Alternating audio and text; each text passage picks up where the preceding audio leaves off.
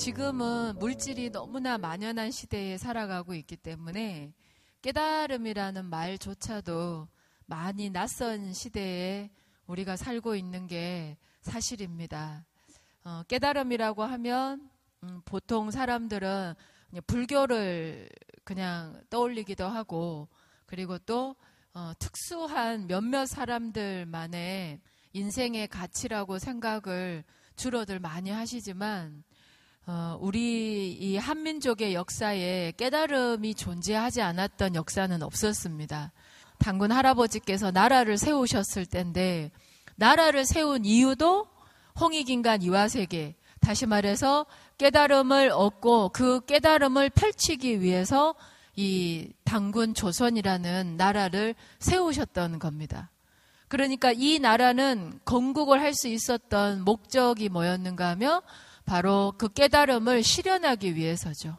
하지만 그 깨달음이 분명히 1만 년 동안, 적어도 역사로 보면 5,000년 동안 유지가 되어 왔었지만, 여러분들도 느끼셨겠지만 이 세상은 그렇게 가히 변한 것이 없습니다. 깨달은 사람들이 아무리 많이 있다고 하더라도 그 깨달은 사람이 가치 있고, 그리고 정의롭고, 그리고 의미 있는 꿈을 선택하지 못하고 그 꿈을 실천하고자 하는 용기가 없으면 그 깨달은 영혼들이 아무리 많다고 하더라도 이 세상은 변하지 않는 거죠. 그러니까 깨달음보다 어쩌면 더 중요한 건 깨달음을 어떻게 실천할까입니다. 그걸 어떻게 실현을 할 것인가, 표현을 할 것인가, 그리고 드러낼 것인가입니다.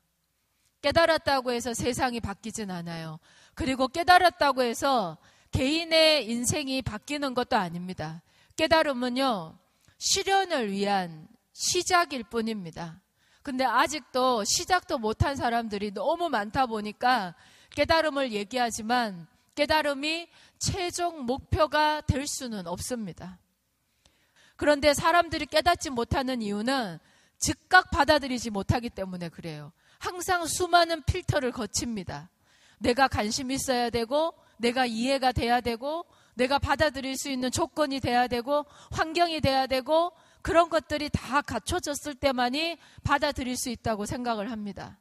있는 그대로 받아들이면 즉각 변화가 일어나게 됩니다. 그렇게 하면은 제일 좋아요.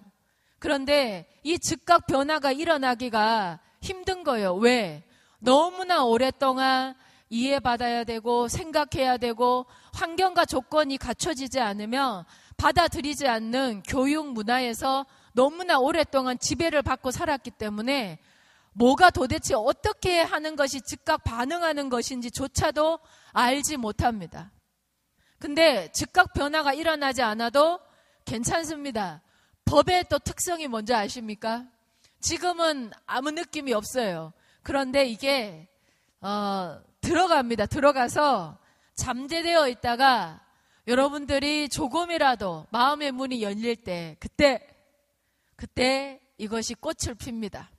이제 그런 믿음이 있으니까 지금 여러분들이 이 자리에서 즉각 깨닫지 못하더라도 희망을 버릴 수가 없는 거죠. 여러분 안에 이 깨달음의 씨앗이 분명히 무궁무진하게 자라나게 될 거라고 믿어 의심치 않습니다. 믿음이 있어요. 그건 할아버지에 대한 믿음이 아니라 여러분들 존재 한 사람 한 사람에 대한 믿음입니다.